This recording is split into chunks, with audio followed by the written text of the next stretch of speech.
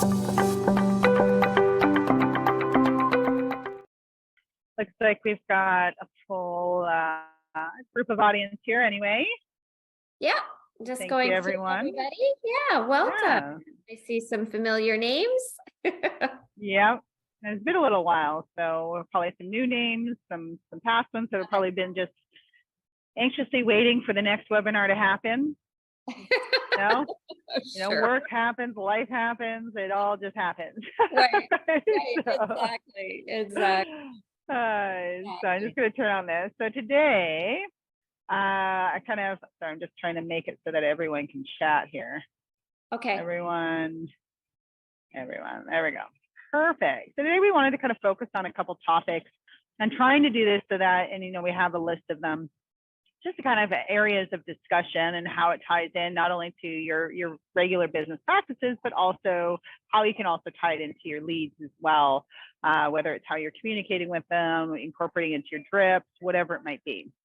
So today's topic was kind of more around the topic of business planning, right? Should we be planning? Shouldn't we be planning it? And the importance of knowing your numbers. So what have you found? So we'll start with this topic of community stats, because a lot of us focus on certain areas, whether it's the city as an entirety or communities within that city, from an experience standpoint, as well as a broker and manager standpoint. How important are community stats and knowing your numbers and knowing that information when it comes to your real estate practice in general, as well as your online leads?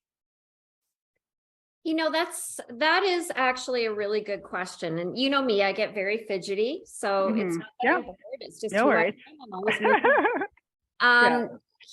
Here's what I tell everybody, including the agents in our office. I think, as realtors, we have an obligation to know what is going on in the areas that we service. So it doesn't have to be just your town, whatever areas you service. When you're going to list a property, to know what the going prices are is absolutely fundamentally number one important. You need to know, are the houses selling for about 5,000 below? Are they selling in multiple offers? That's how you become a really great agent, is by knowing what's going on in your community. What I love about knowing the stats, average price, is there bidding wars? Is things sitting on the market for 30, 60, or 90 days? That's going to help you in converting your leads. Because I'll tell you, whether or not you're getting, probably most of us are getting the buyer leads. I think the seller leads probably aren't as popular, but the buyer leads all have houses to sell. So knowing what's going on in the market, especially when you're talking to these leads who might have a property to sell, is going to be really helpful to you in hoping to get in the door a little bit quicker to give them a price on their home, right? If it's a hot seller's market and you know that they want to buy a house, I'm using that information with these leads that have houses to sell to try to get in the door so that we can get their house on the market and they can maximize the price that they're getting equity. Yeah, absolutely. And then would you say as well, from the, working from a lead standpoint, is that knowledge also comes across as confidence, right? And when you're talking to a lead, or maybe they open up, because we all, like your structure of calling people isn't, calling them right away. But a lot of times people have, they'll be explaining what they're looking for, where they're looking for it, and what they're looking for doesn't really match. So they might have a price range, but they're looking for, preferably a detached home in this city. Right. Knowing and having that market or that community knowledge on what homes they're listing and actually selling for, how long they're staying on the market, what that amount of dollars actually going to get you, what's the average median for a townhome or detached, whatever. All of that comes across as knowledge, and you start to build the trust, because sometimes people need to be told the truth, not just what they want to hear, right? There's a fine line with that too, Crystal, because we have people, especially people that have just qualified, that might not be they don't have the budget that people that have houses to sell and are taking equity over. So let's just say you've got someone with a budget that's very low for the area that they say they want to be in. 1,000,000% you have to be truthful. You don't want to set the, oh gosh, we'll find you something, I get that.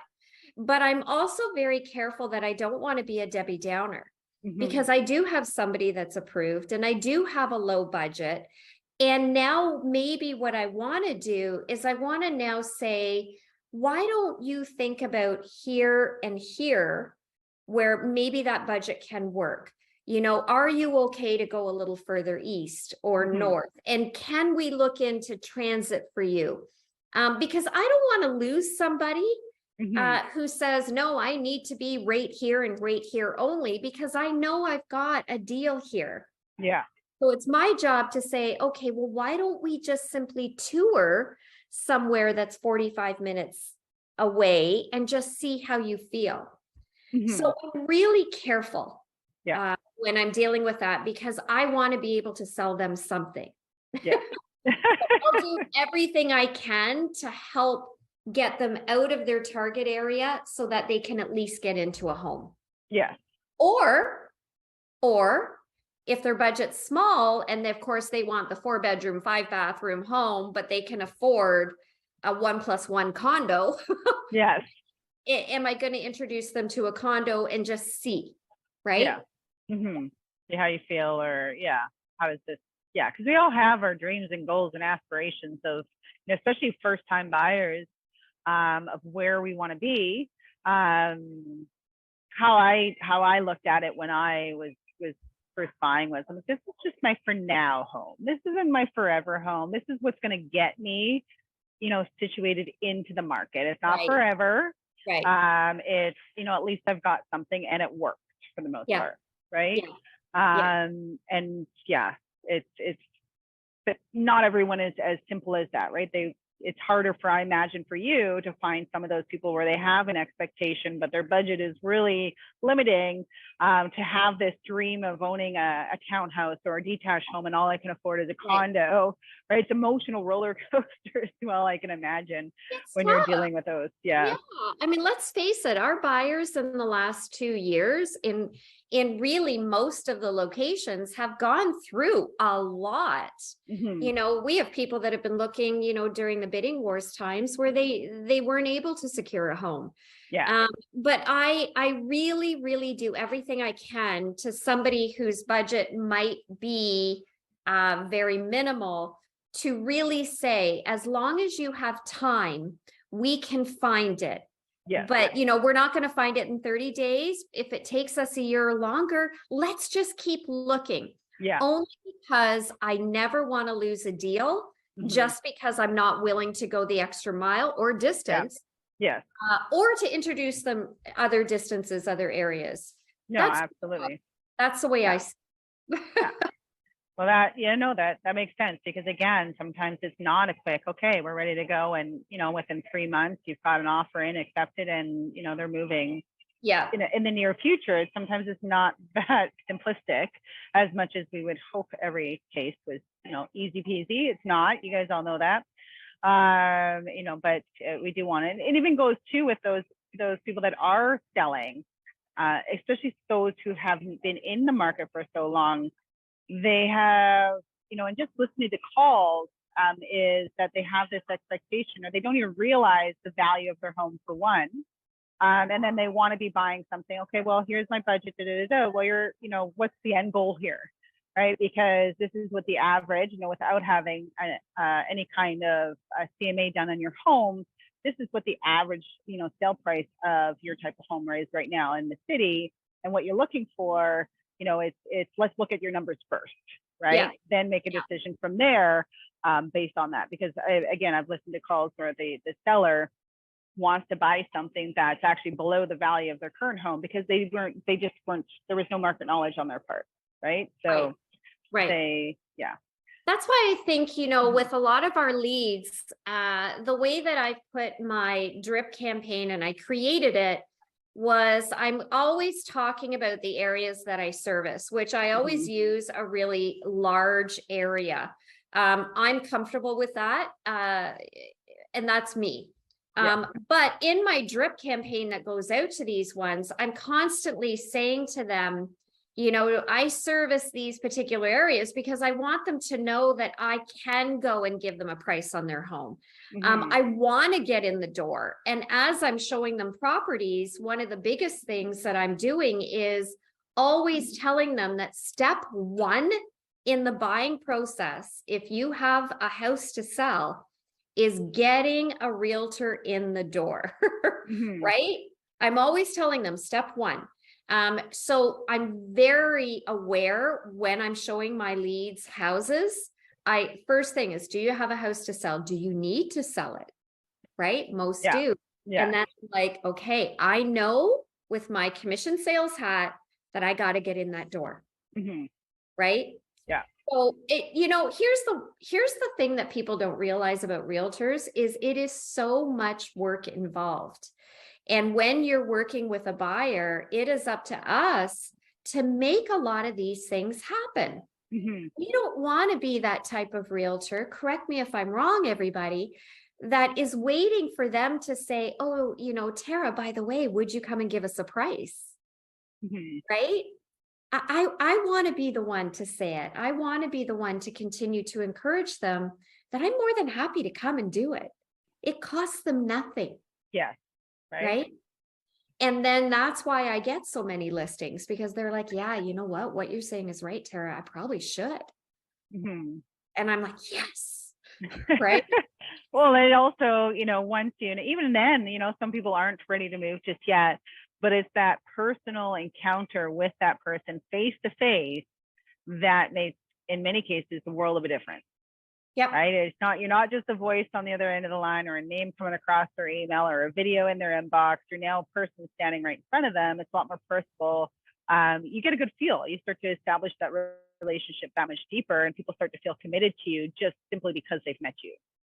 There's no doubt about it. And listen, I have these conversations with them, but I really have more of these conversations with them when I'm actually showing them properties. And the reason of that is because now they see Tara, and now we're starting to mold together, right? You build trust when we're face to face. My drip campaign is so successful because it's worded in a way that they're starting to build that trust. But I know until they meet me, I'm not going to secure it completely. And then when I meet them is when I really start now saying, guys, what about your property? You know, and that's where I'm starting to get in the door. And it's always worked for me much quicker because I'm building that now face to face. No, that makes sense. But knowing, you're right, Crystal, knowing the numbers of your community is step one. If it's a hot seller's market, and I know these people have a house to sell, we really want to encourage them sooner than later so they don't lose money. So the onus is on us, in all honesty. And these guys know, Crystal, right? Because of House Sigma, because of all of those apps, they know.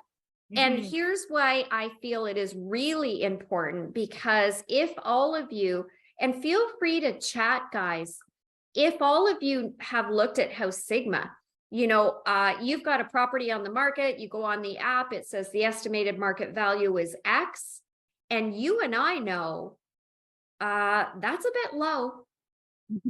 That's a bit low. It is not bang on 100%. But when you're working with these buyers and they're going through a home that's priced at, you know, $899, but House Sigma says its value is $759. Right? They're like, oh, this house is overpriced.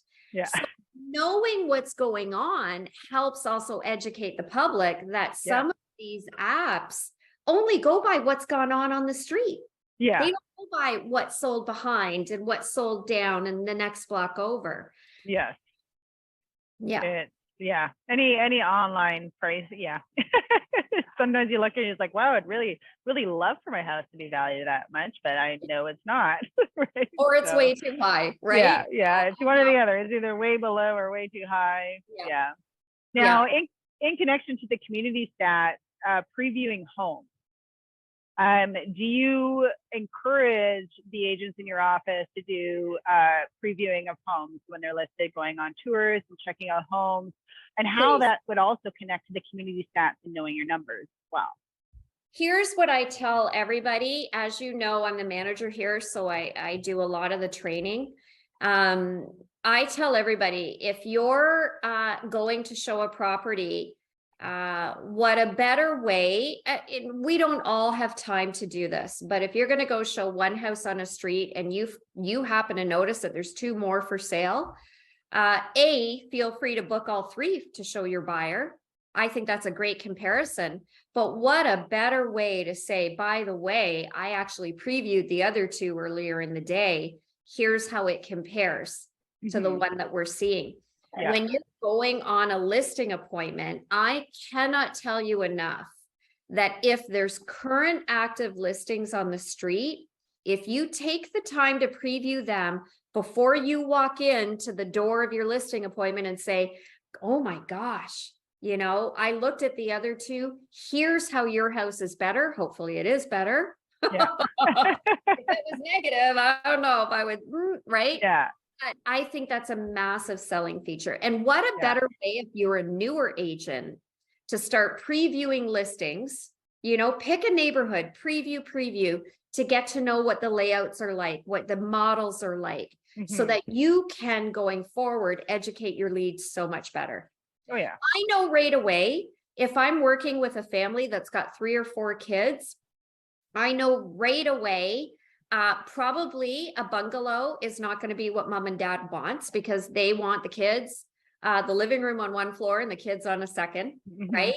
I also know that some raised bungalows are not going to work for senior citizens, because a raised bungalow typically has a really small foyer, and then you got to go down, right? You don't know this unless you start previewing all the different types of homes. Oh, for sure. Absolutely. And it could even go like town-like, you know, knowing the different building complexes. So townhouse complexes, these ones don't have yards. I know these ones don't have yards. They're a very small yard. Or like these ones actually have like open kind of backyards, where these ones have closed backyards, right? So that little bit of knowledge that passes along to whoever you're talking to builds the confidence. Yes. Wow. You know what, for the agents that live, let's say the city of, in Toronto, let's just say you're close to the downtown core, going through the buildings, the different condo buildings, taking a look at how the amenities different between each one, knowing what one building offers compared to another one. I mean, that's gold for buyers, because you save a lot of time if you have a buyer that's very specific based on the amenities that they're looking for. I mean, look at it this way. What do I always say, Crystal? What do I always say? We've been doing this now a year. You say a lot of things. Yeah. You say a lot of things around there. You know, you have to work on your business to work in your business. So previewing listings, the way I see it, the way I've ran my business, is that's just one of the things that I do in order to be more productive in my business. Yeah. Perfect. Now, if anyone wants to pipe in or give any examples of how maybe they were previewing, or how their community stats, anything like that, has actually helped them secure a lead or an opportunity or a deal, someone that they met, did a CMA for, you know, by all means, we'd love to hear it. Would love it. Yeah, you can put in the chat if you want to talk about it. You can raise your hand. We'll give you the ability to talk. Now, we're always pulling, right? Sometimes I know. You know, it's crazy. Now, listen, people, I'm looking at all your names. You can say something. Don't be afraid. You know, I'm hoping, I want to say, I don't know if COVID's done. I'm really not paying much attention to it, but years ago, a lot of the brokerages had agent tours. And I'm starting to hear that they're coming more back into play again. They are. Once a week, we start touring of our in-house new listings. If your brokerage offers that, I'm telling you, do it. It's such a great way to support in-house listings, but also going through these homes makes you think of the people that you currently are working with. Yeah. And I think it's a phenomenal thing. Right. Yeah, no, exactly. And then you can arrange it yourself, right? If it's your brokerage, just like, and it's a great way as Yeah. well. Some brokerages are massive and you have no idea who anyone is, Yeah. right? It's a great way to also Yeah. bring people together and actually learn more about your colleagues and be in the, connected with them and just being able to discuss the clients that you have, their upcoming listings, all of that stuff. The more networked you are, the better you're going to be able to serve on an individual and a brokerage level. Yeah, I agree. Good point. Great way to get to know your fellow realtors. What do I always say, Crystal? I'm going to keep bugging you with that. We're not competitors. We're colleagues. Yes. Right? Yeah. So yeah. Got started again. Now I've got it. Yeah. Now, I guess, and this kind of falls, because I know we've touched base on this in the past, is your time management and self accountability. This kind of falls into so many different facets of the business itself, whether it comes from working on your leads, your farming, your past clients, your advertising, all of that, is a lot of it comes down to time management in there. Now, if we're looking at the business planning side of it and the time management, how would you, I guess, encourage one to stay consistent with what they're doing? Because often we'll get all gung-ho, let's face it, we get all gung-ho, we're like, okay, this is what I'm going to do, what I'm going to do, and then also just goes out the window and we kind of fall off track again. Do you have any recommended tips that helps you stay focused on that management and self-accountability to keep you pushing and doing what you told yourself you're going to do? Here's where I think it has always been for me, and everybody is different, but you have to have the mindset that you want to do whatever it takes to be successful in real estate. And I'm not here to define what success is, because it's different for all of us, whatever their numbers are. But I will tell you this, I started in the business in 1991. I've seen dozens of realtors come and go, and the realtors that consistently have business every single year, we all do different numbers. We never do the exact number every year. I mean, that's virtually impossible.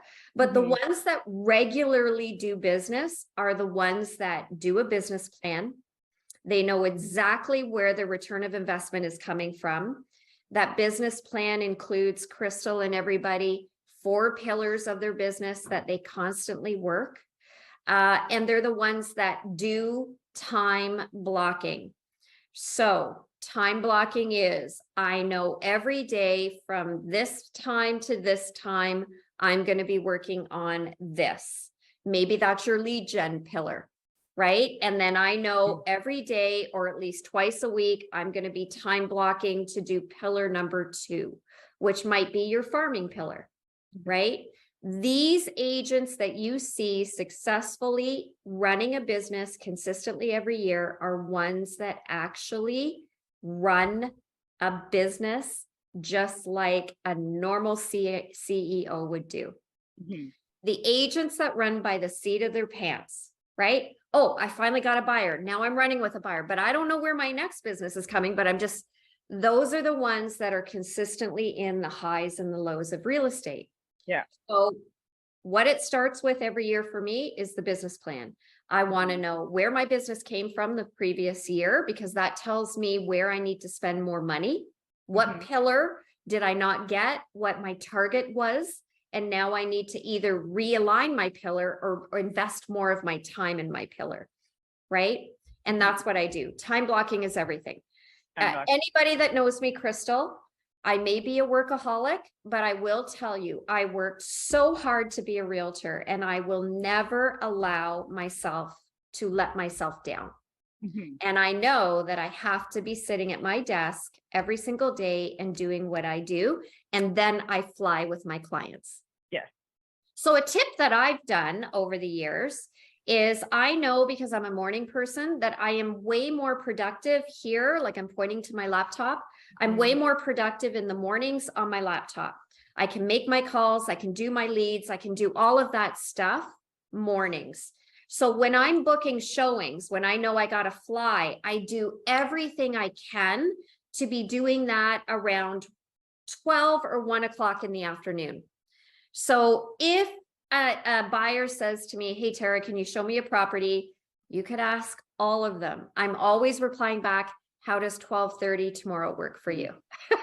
Yeah. So I'm, if they say no, then of course I'm going to realign, right? Yeah. Mm-hmm. But pre-planning is everything for me. Oh, for sure. Yeah. It plays a huge role in what we're doing, for sure. Otherwise, you're on the seat of your pants always. And I can't. Yeah. I can't. So what, does anybody else have any suggestions for time blocking? For time blocking. Yeah. I mean, that's Yeah. what starts, and it starts with a business plan. Know your numbers. Yes. Right? Yeah. And knowing your numbers starts with, what do you have coming in financially? What do you have to pay out? When you know where you're at there, now you can work your real estate end on it, right? Okay, next year, because I have to pay this much out every month and I need to have X coming in. Now, next year, I know that I need to do, maybe it's 2 houses a month. Maybe it's 1 house a month.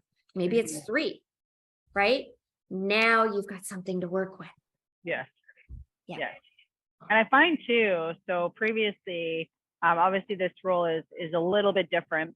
But previously, like years ago when I was licensed, I'd try to work from home and do things.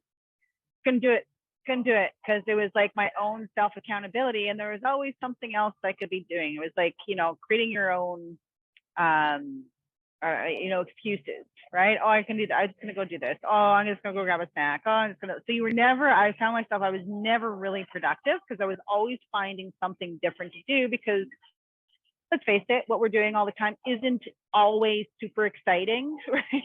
So we try to find things to do. So I found that, personally, kind of, perhaps like you, is I would have to go into the office. Like, I don't care. I'll go into the little communal desk area, and that's where I'd be productive, because I felt like I was actually going to work. There was that accountability that I was getting up, I was doing something, I was starting my day. Right. And then all those, at-home distractions just disappeared, right? That they were no longer a thing. So that's, personally on, everyone's different. Some people can, work better from home than they do in the office. I think COVID taught us how to work from home better. Yeah. But I do think that as agents, we all get into ruts for sure, where we feel like all we're doing is spinning our wheels and yet nothing is coming to fruition. I mean, we all feel like that. And I'm always saying to everybody, when you get like that, get yourself into the office, put your laptop down. Yeah, whether it's a bullpen or even on the front couch, whatever you want to do. When agents surround themselves among other realtors, there's this vibe that we feed off of. When you hear a realtor on the phone and maybe they're doing, they're calling their leads, right? You know that they're code calling, whatever it may be. That actually, listen, when I hear that, and I've been in the business for so long, you know what I think? Oh my God, I better call somebody. Yeah. On the phone, and I'm not on the phone. Why am I not on the phone? Yeah. I just think it's so great to make use of your brokerage. Just walk in, throw your stuff down, and you're going to leave so much more motivated than before when you walked in. So I think that's a great point. Thanks for bringing that up. Yeah, it does. We do feed off of each other's energies and successes, right? You could hear someone, maybe they are calling their leads and had a great conversation. It's like, okay, well, I'm going to call my leads now, because clearly there's good opportunity sitting in there, right? I'm telling you. I mean, and it does, even after all these years, I get very competitive with myself, right? Okay. Like, and that's, I can hear the stuff going on, even me as manager. And I'm like, oh my gosh, that's a great idea. Like, I just think it's a great vibe. So don't be afraid to do that, everybody. And, take part in all the training programs too that your brokerages offer. Honestly, you can pick up, whether or not you've been in the business 1 year or 30 years, there is so much you can pick up off each other when you take part in some of the training to keep you focused. Yeah. The market is picking up right now. Yeah. Now's the time that we want to know exactly how to do it so that we can convert these leads We can call our past clients and get referrals. So it starts with us. Mm-hmm. Absolutely. Now, a lot of this, so community staff, time management, being home, really are all kind of gearing towards the ultimate, your goals. So kind of tying that in, how do you find the best way to set your goals in order, and then actually achieve those goals? So, because a lot of us will say, okay, this is where I want to be, but now I have to, how do I get to where I want to be? So personally for you, or what you're coaching your agents on, what's the best way to set those goals and actually achieve them? Listen, there's I think a lot of us get caught up in setting goals that we call unrealistic, right? And I think that everybody needs to understand where they're at with their real estate business. Some people are in it full-time, some people are in it part-time. What your family responsibilities are. We talk about here in our Pathfinders course about SMART goals. And the hardest thing you can do, the worst thing you can do, is say to yourself, next year I want to sell, let's just say 45 houses. I'm just throwing a number out there. And the year before you sold 15. I'm going to look at you as if I were in my manager role right now. So let me put that hat back on.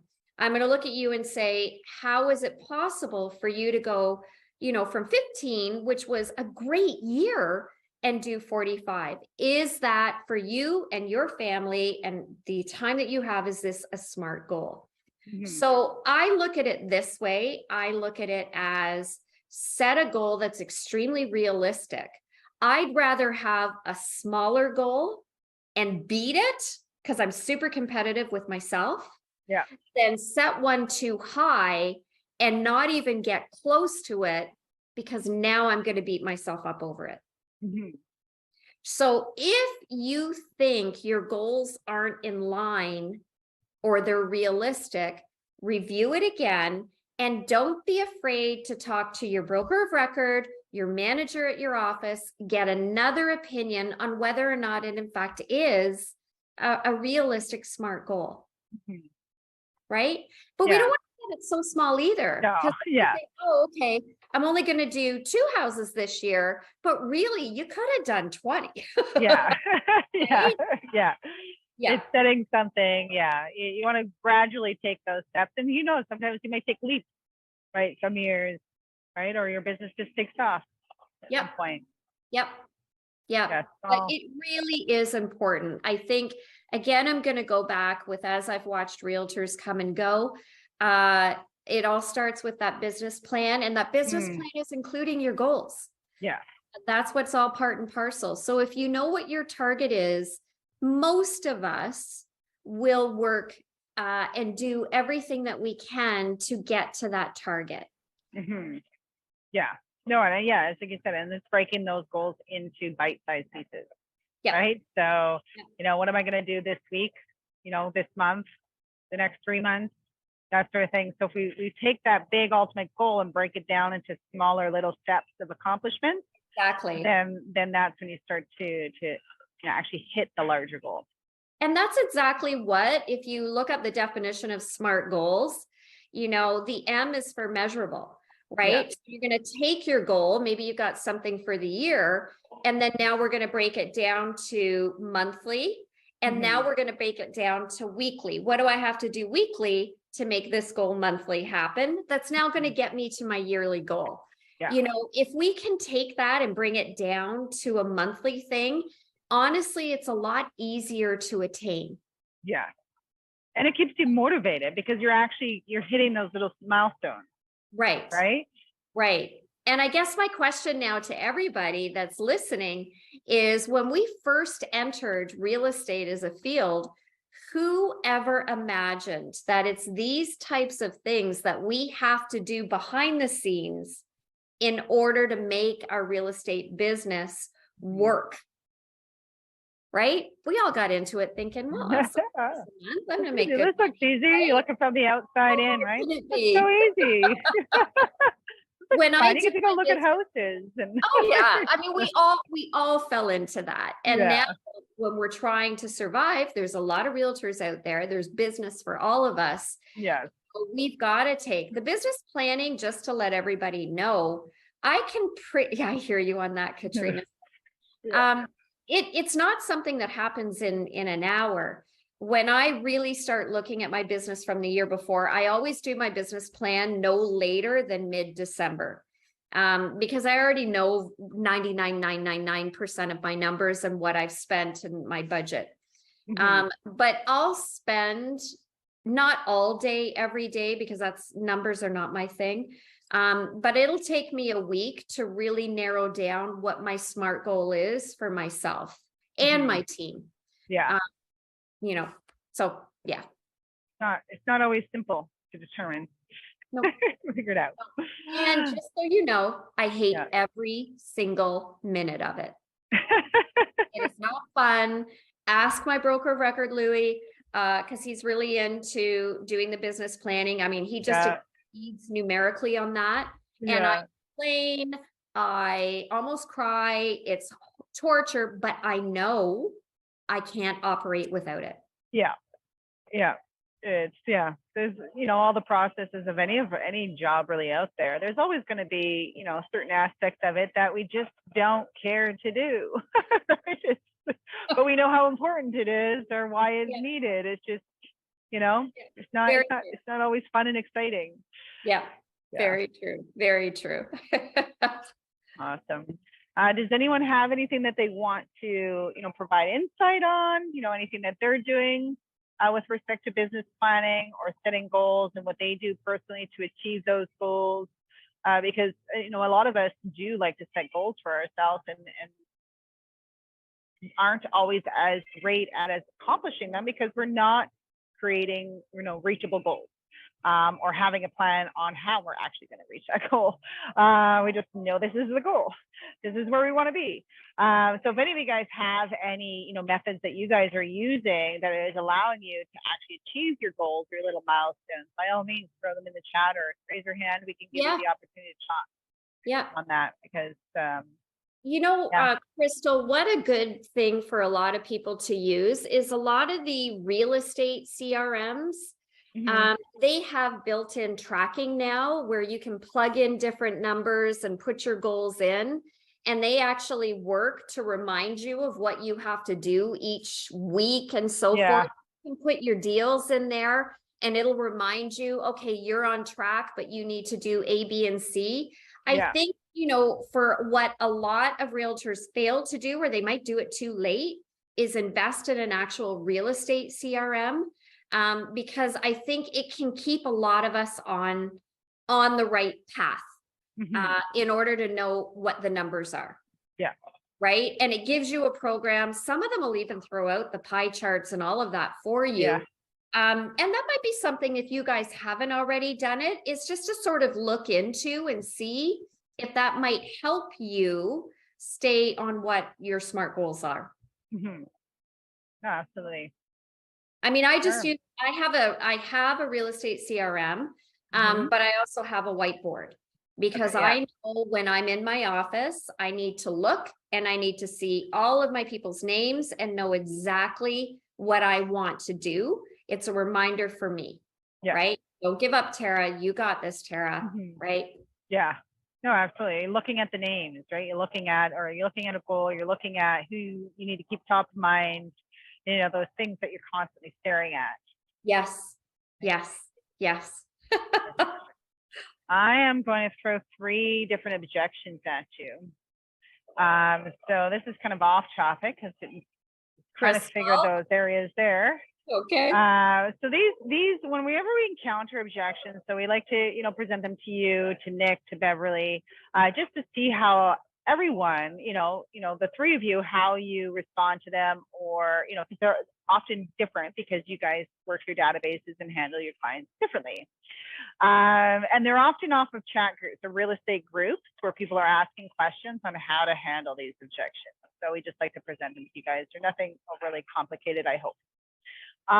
So the first one right now. You're right. Actually, everybody, just so you know, these are never pre-planned, these webinars. No, so she's So- getting excited. So she's almost like on a call where I'm going to tell her to this here.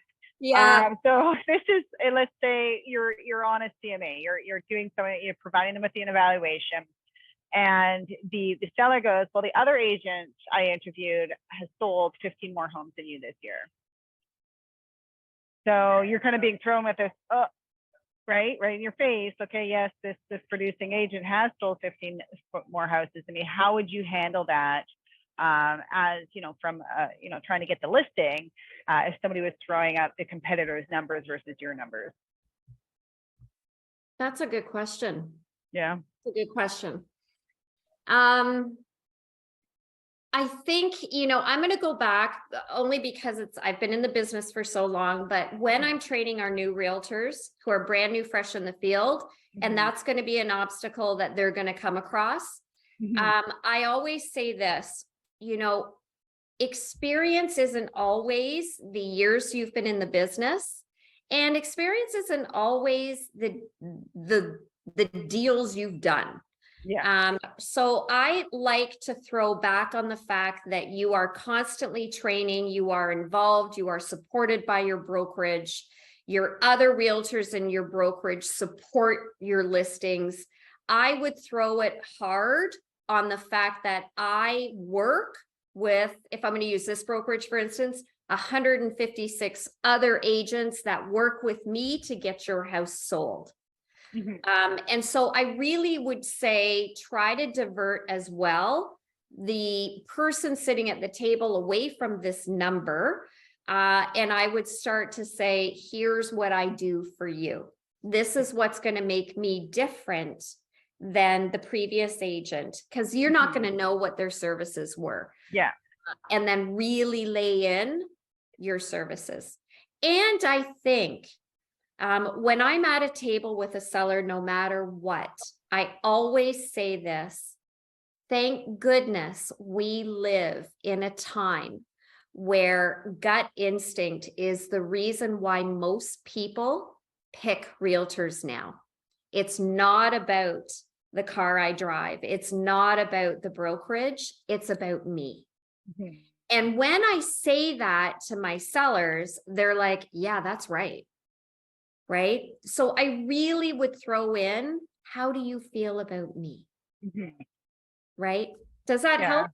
That does help, because that actually kind of at the end where you're saying it's about me, and it's all the connection often that has a large impact on the decision making factor.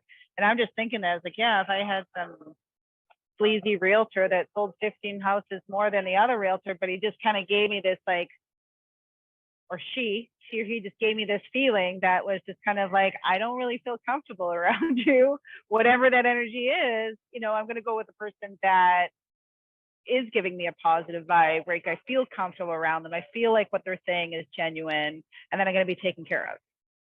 No matter who we're with, we have to have confidence in ourselves. And for agents that are going on listing appointments, if you haven't been on a lot, I'm a really big believer in role playing. And I love the objections, knowing kind of what to say ahead of time. But the bottom line is this: you have to believe in yourself. If you're at a table and you are, I can do this. I care. And by the way, did you know that I'm available 7 days a week? When you call me, I'll answer the phone. Right? That makes a huge difference to people, because I'm going to tell you something. A lot of agents will list a property, but they are completely unreachable for their clients. I got a listing once, and I was competing. Oh my gosh. Before I went in the door, the sellers actually told me who I was competing against. I'm not going to say her name, but I mean one of the top agents in my area. And she'd been in the business easily 15 years before me. I mean, everybody knows this woman. Everybody. And when I found out that I was competing, she was the agent going in ahead of me. I nearly Like I nearly peed my pants. Like I was like, I'm never gonna, how is this even possible? Nobody is gonna choose me over her. Phenomenal realtor, phenomenal. And I drove, and Austin Baylis is on, my son is on right now. My older son was in hockey, so I drove a minivan. It might have been about 3 or 4 years old. And I went into the listing appointment and I sat down, and at the end of it, these people said to me, "We really like you, Tara, and we want to give the listing to you." And I was like, I must have looked shocked. I was shocked. Let's call it. I cannot hide. This face doesn't hide anything. And I went, what? Really? Like, I'm just like, what? How is this possible? And then they said, we had agent so-and-so ahead of you. We really liked her stuff. But she came in a very expensive vehicle. She had gold rings and bracelets all over her.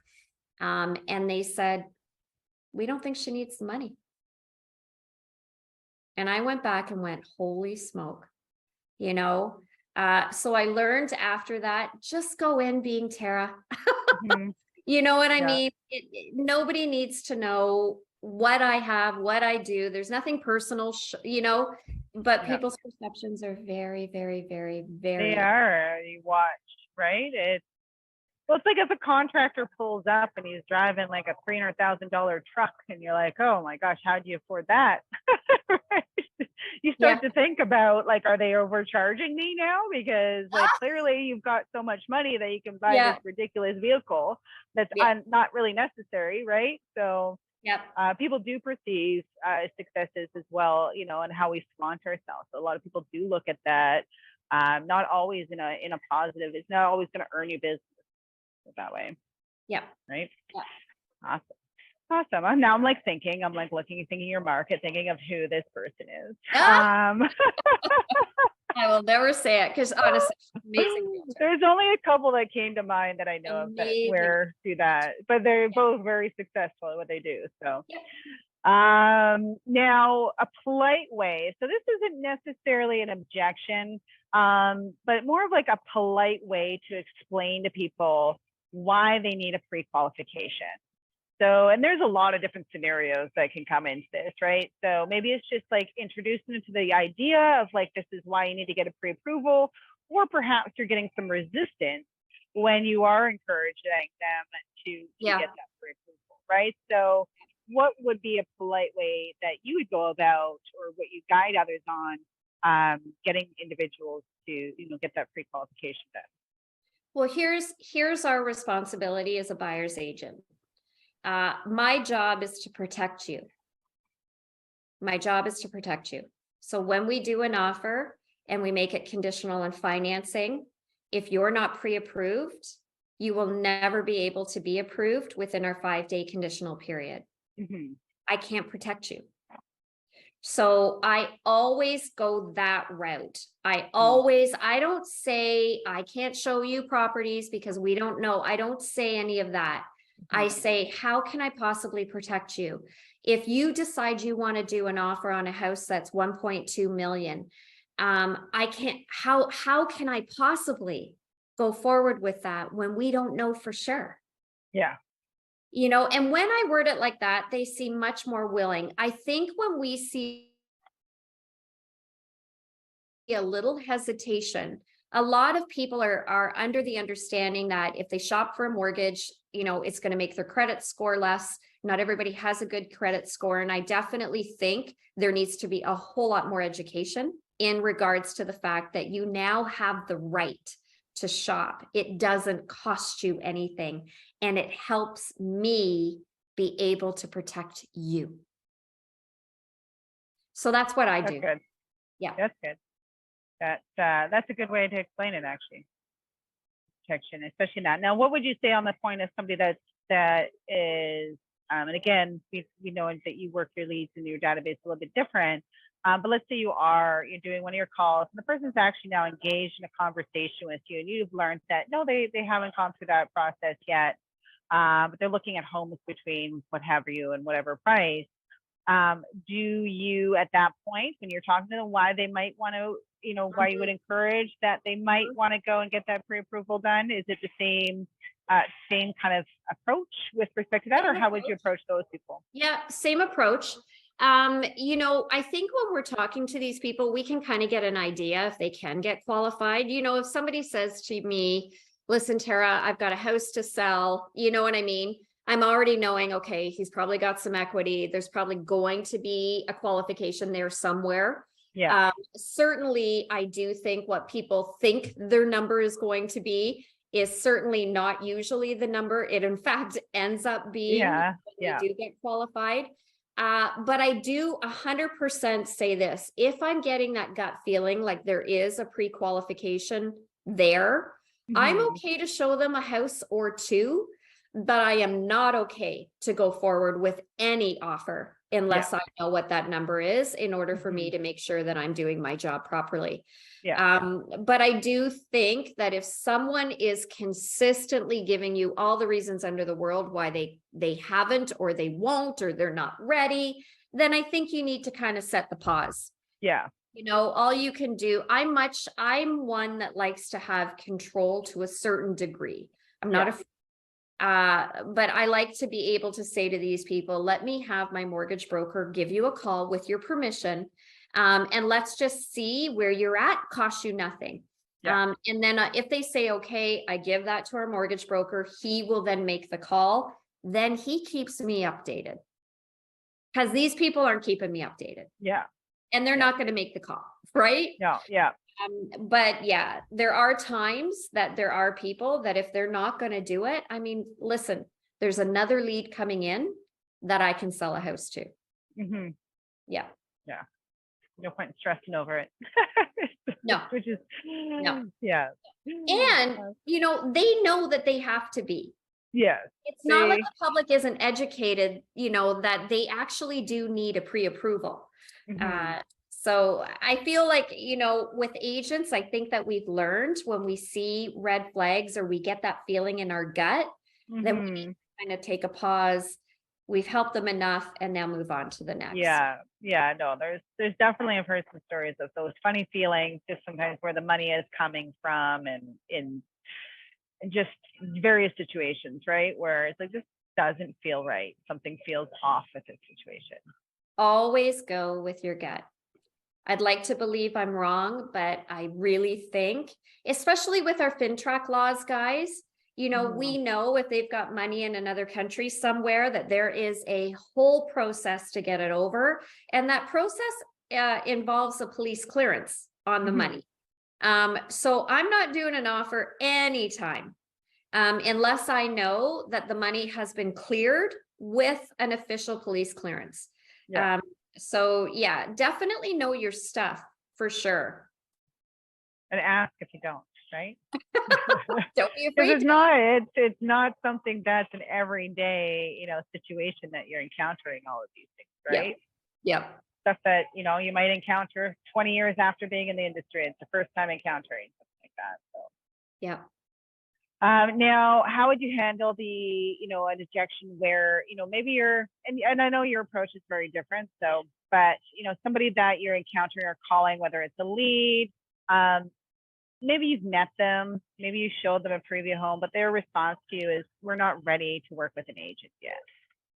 So this could be a lead that, you know, maybe they are motivated to move in the next few months, or maybe you've gone to show them homes, but they're not ready to essentially commit to work with anyone. So it's funny that you say that, because one of our agents in our office had that. It was about 3 weeks ago. So we talked about it with her. You know, if they're not ready to commit, that, you know, I think what I'm trying to figure out is, you mean ready to start seeing homes with a realtor, or to sign a buyer's representation, because everybody works differently.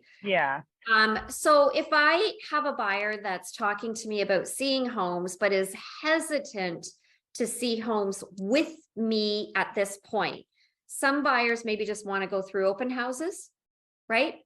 Maybe that's, you know, so whether there's a lot of different scenarios that this could be. Exactly. So, you know, if I've got somebody that's like, no, you know, we'll just go through the open house, we're not ready to actually see homes with a realtor. What I do is I take a step back and then I just go, you know what? I totally hear you, Crystal. If you've got a minute, just let me explain a little bit why it's important that you do end up finding a realtor to help you find a home.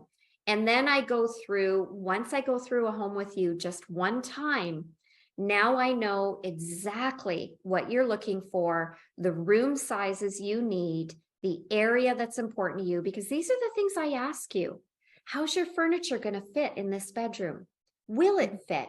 What do you think about the yard? What do you like about this? What do you not like?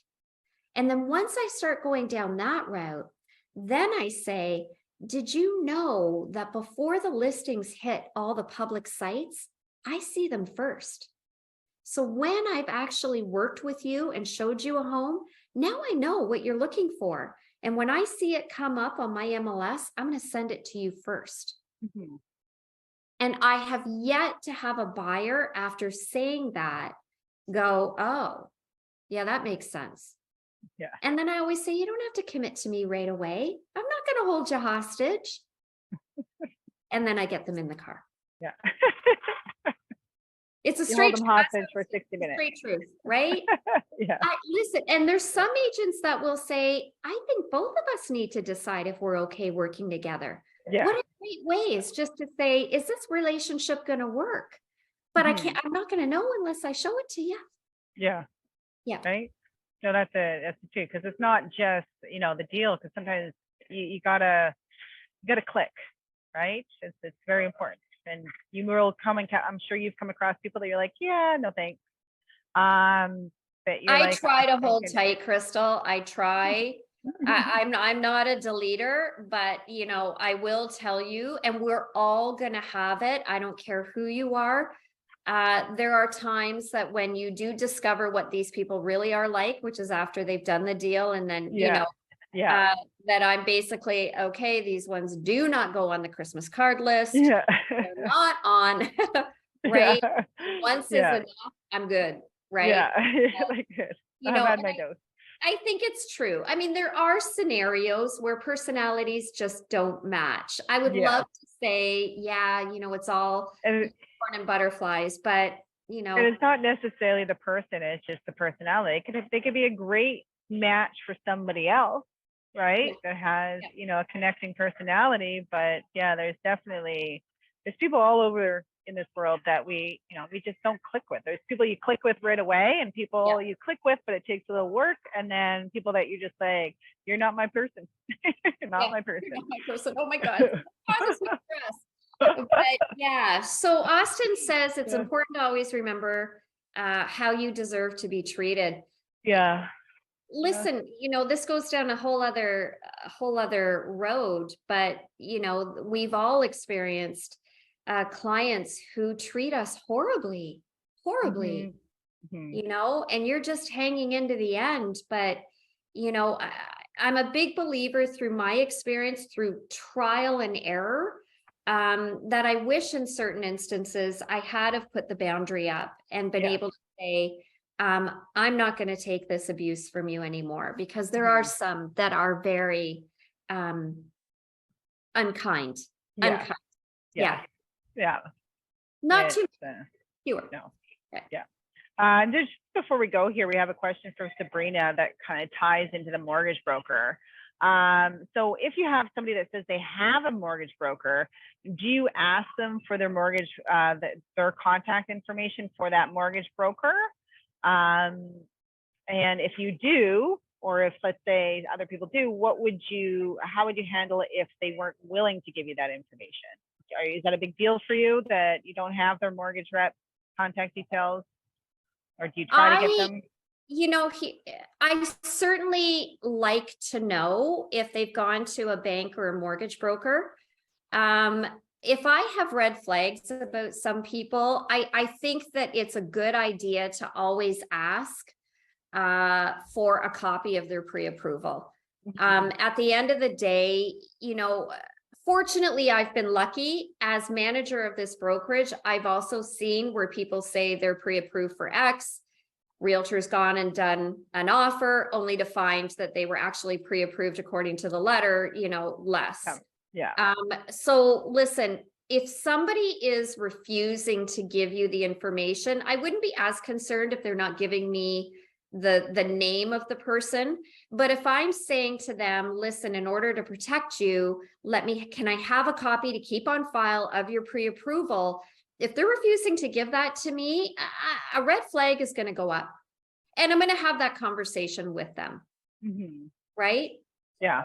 So, use your judgment. Everybody runs their business differently, Sabrina. If you like to make a practice of knowing who it is, letting them know, I'm simply going to put their info in the file because I'm the one that sends them the deal. I'm the one that makes sure they get updated.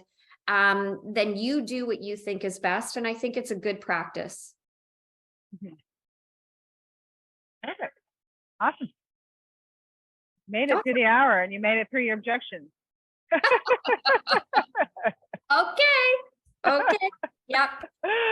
Oh, awesome. Well, it's a pleasure as always. See you again in a couple of weeks. And yeah, if you guys have any topics of discussion that you guys want to go over, by all means, send them over. Yep, it helps us a lot. Us a lot. We're here to help you, right? So whatever you guys want to hear, don't be afraid. Oh, great session. Thank you very much, sweetie. Don't be afraid to let us know because it helps us a lot. And you're the best, Crystal. Thank you for I appreciate. Sorry, it was last minute. No worries. But onward and upward. Yeah, that's right. Awesome. Thanks, everyone. Thanks, Tara. Bye, guys.